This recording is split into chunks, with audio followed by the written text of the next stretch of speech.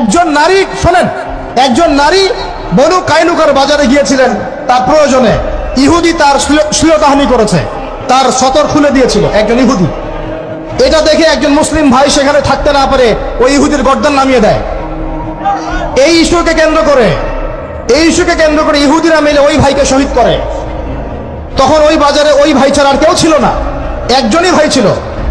এরপরে এই মামলা আসলো নবীর দরবারে সাল্লাল্লাহু আলাইহি ওয়াসাল্লাম। এটা মদিনার ঘটনা।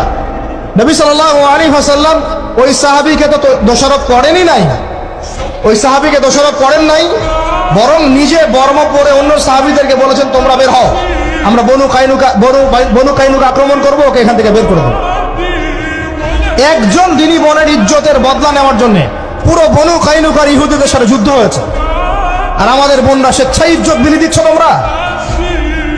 তোমরা হচ্ছে মাটির তলে চলে যাও।